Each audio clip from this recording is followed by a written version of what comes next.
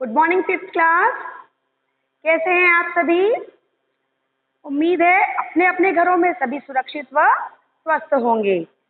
अपनी पिछली क्लास में हमने आपकी किताब रिमझिम से पाठ संख्या 5 पाठ संख्या 4 नन्हा फनकार की रीडिंग करी थी। आप सभी को अच्छे से याद होगा, बड़ा ही मज़ेदार पाठ था और इसकी हमने रीडिंग कंप्लीट करी थी, पूरा पूरा पढ़ा था।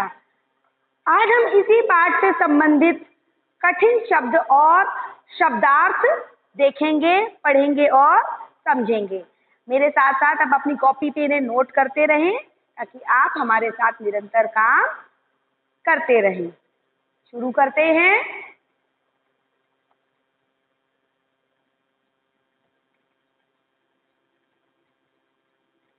पाठ 4। पाठ का नाम क्या है?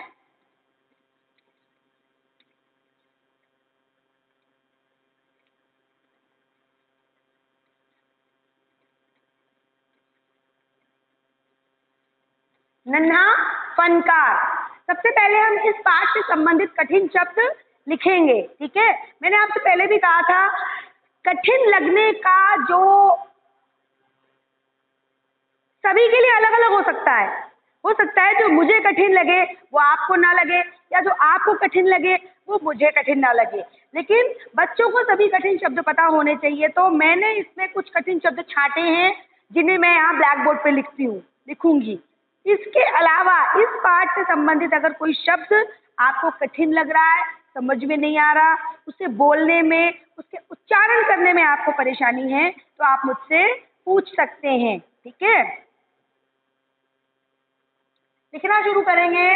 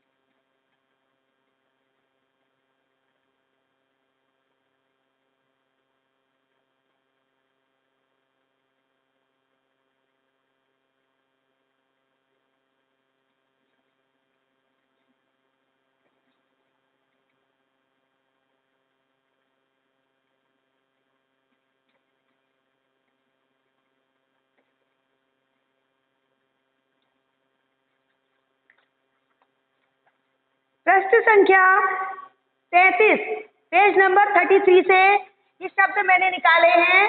चौकोर, बुदबुदाना, संग तराश, नक्काशी। पृष्ठ संख्या 34 से 33 से ये शब्द निकाले हैं। आगे बढ़ते हैं, पृष्ठ संख्या 34 यानी कि पेज नंबर 31 पे आते हैं।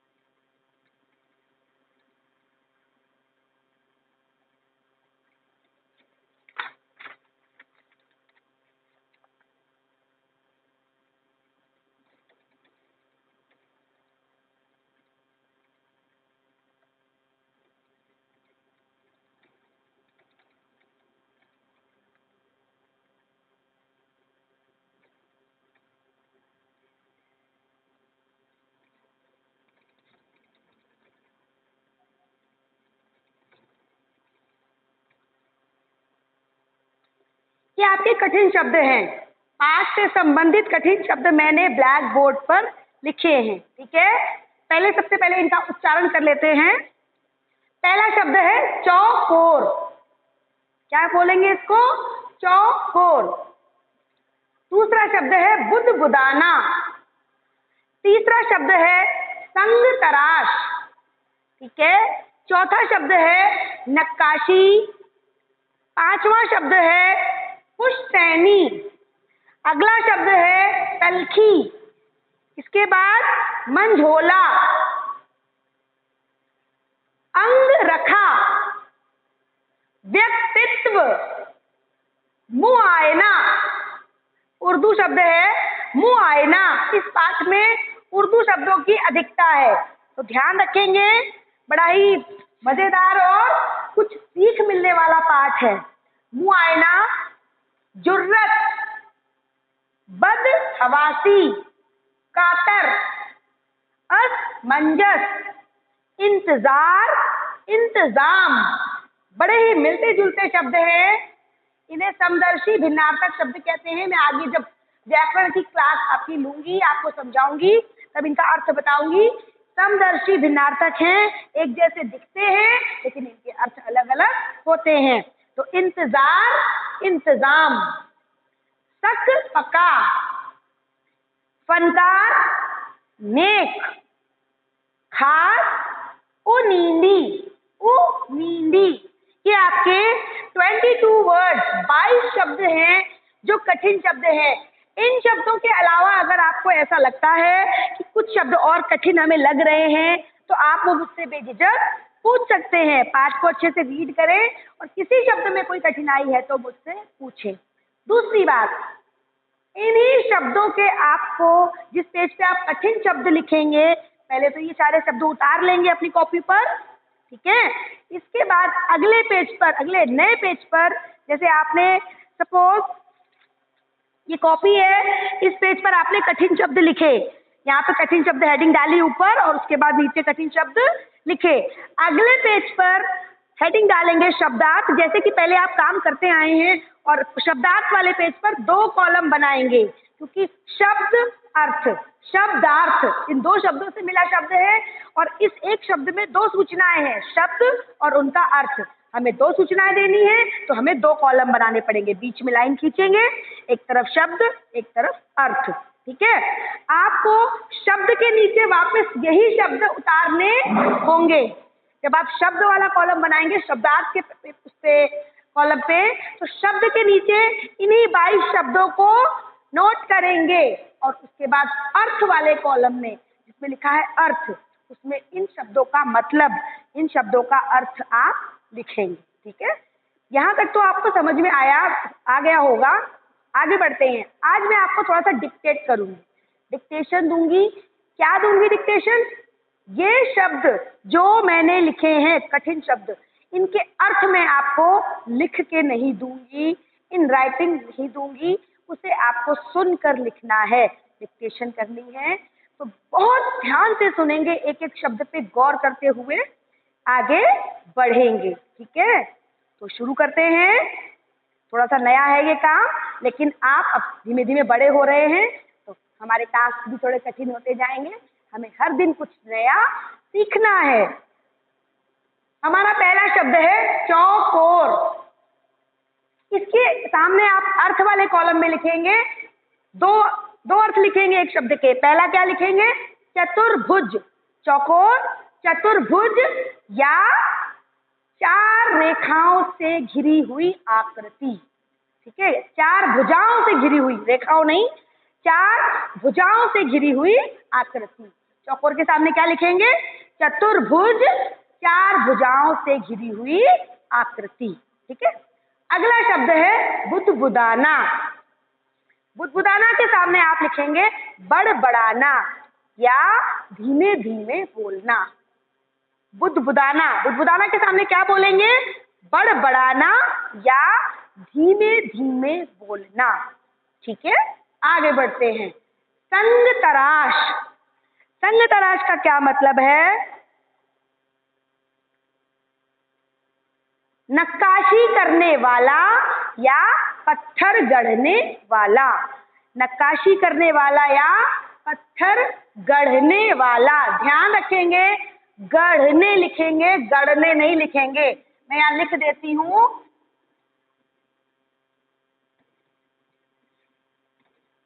ये है गढ़ने। ठीक है, मैं एक बार इसके सामने ही लिख देती हूँ, संग तराश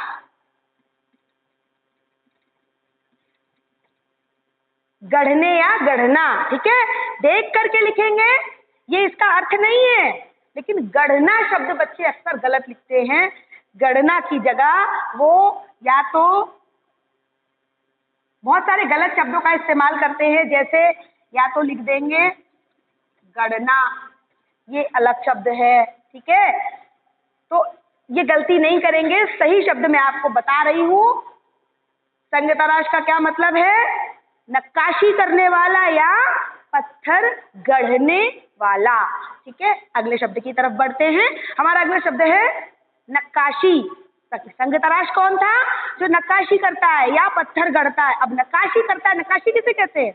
ये भी एक शब्द है, तो उसके लिए लिखेंगे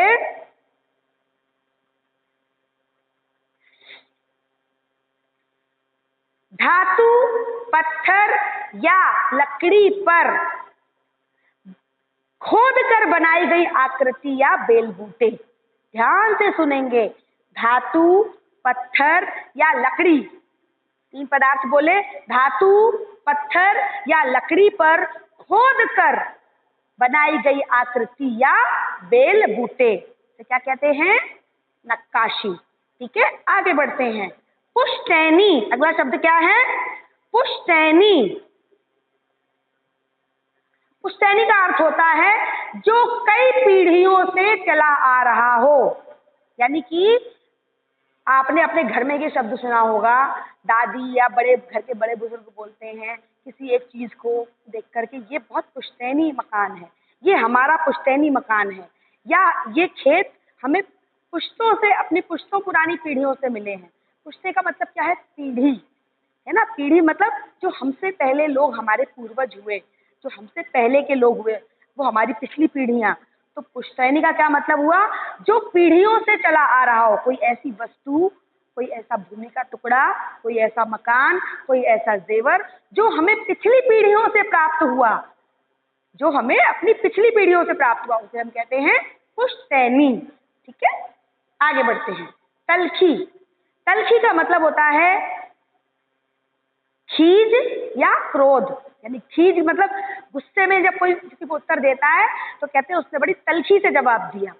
तलखी से मतलब गुस्से के साथ आपको प्रश्न का उत्तर दिया, तो कह के, या फिर खीज के संग, खिसिया के, खिसियाता है जब कोई, तो आप इसे लिखेंगे तलखी का मतलब खीज या गुस्सा, क्रोध भी लिख सकते हैं। ठीक है, आगे बढ़ते हैं। अगला शब्द है मंझोला।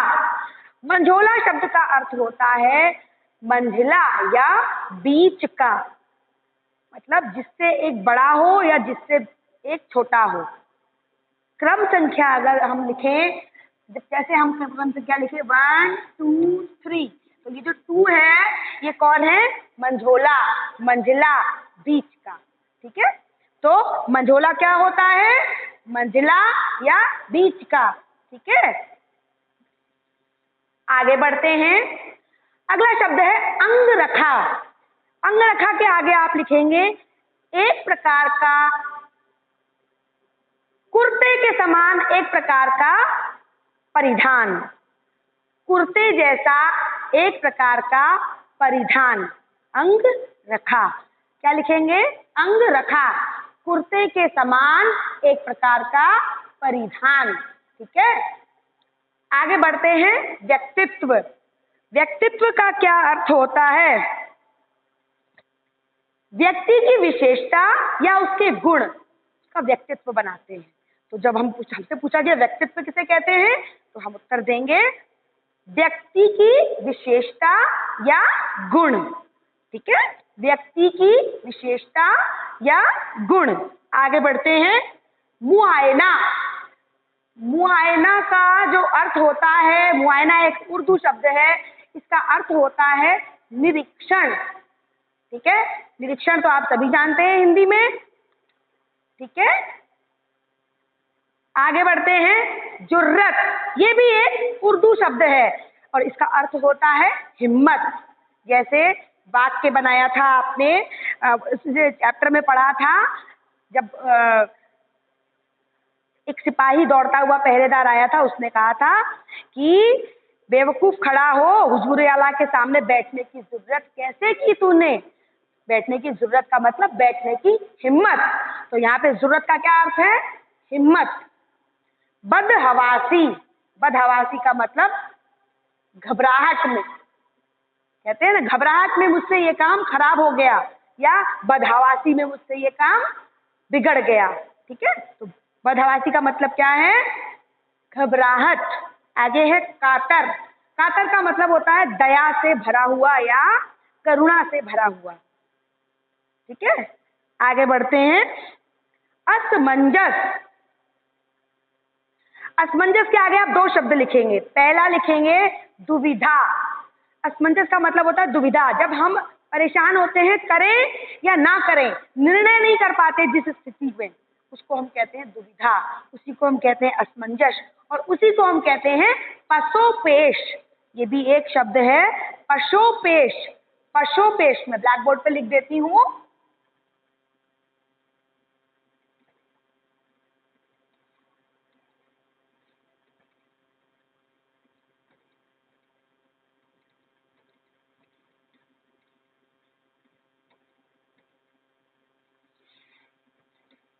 ये इसका अर्थ है, पशोपेश या दुविधा, असमंजस।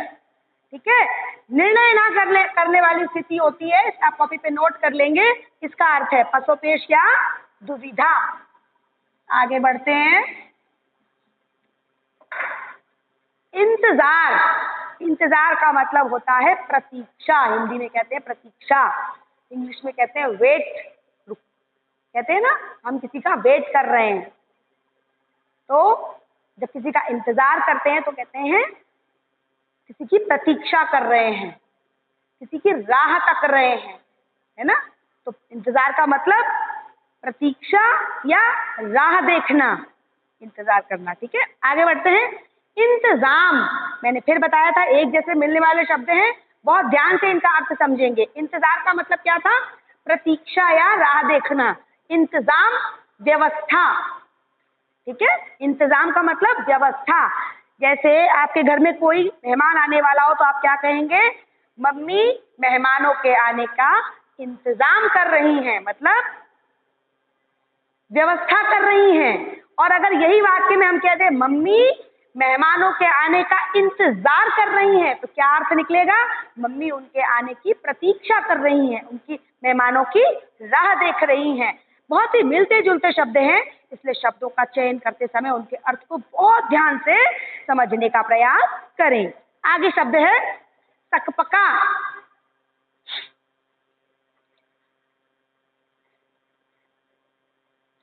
सकपका, सकपका का मतलब है विस्मित होकर चारों ओर देखना।